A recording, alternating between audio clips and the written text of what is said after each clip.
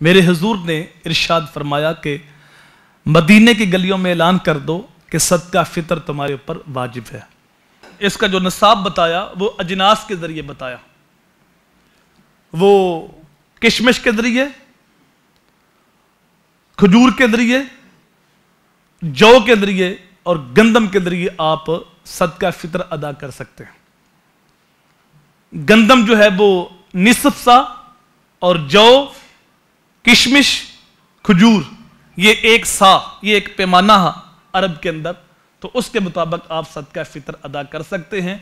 اگر پیسوں کا حساب لگائیں تو اس وقت جو مفتیان دین نے اس سال کا صدقہ فطر بتایا ہے، گندم کے حساب سے وہ 140 روپے ہے اور جو کے حساب سے وہ 320 روپے ہے اور کھجور کے حساب سے وہ 960 روپے ہے اور کشمش کے حساب سے وہ 1920 روپے ہے۔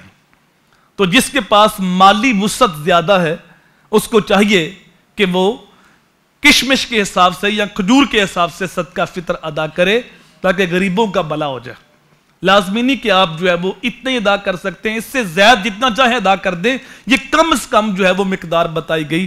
آپ صدقہ فطر خوش دلی کے ساتھ ادا کریں، اور وہ لوگ جو مجبور ہیں، بے بس ہیں، جو لوگ 2 وقت کا کھانا بھی نہیں بنا سکتے، ان تک پہنچنا آپ کی ذمہ داری ہے، اور ان تک پہنچ کے ان کو بھی عید کی خوشیوں میں آپ شامل کریں۔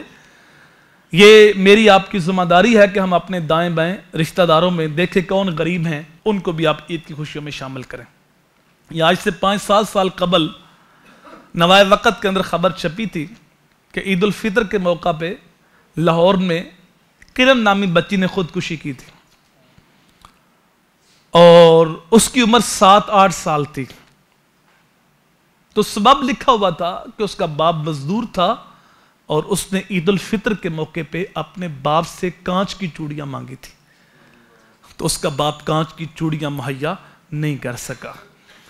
تو مجھے بتاؤ کہ اس کا جو قتل ہے کیا معاشرے کے کندھوں پہ بوجھ نہیں ہے؟ خودکشی حرام ہے، لیکن اتنی چھوٹی عمر کے اندر جو خودکشی کر رہی ہے، معاشرے کے دکھوں نے نہیں گھیرا ہوا، وہ غربت کی ستائی ہوئی ہے۔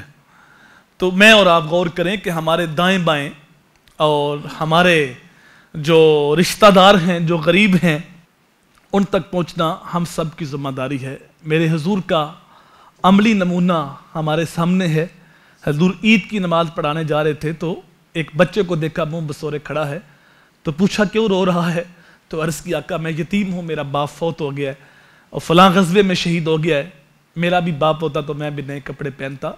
تو اللہ کے نبی وہیں بیٹھ گئے اور اس کو سینے کے ساتھ لگایا اور اس کی احساس محرومی ختم کرتے ہوئے فرمایا، کیا تو اس بات کو پسند نہیں کرتا کہ آج کے بعد فاطمہ تیری باجی لگے اور عائشہ تیری امی لگے اور محمد تیرا باپ لگے؟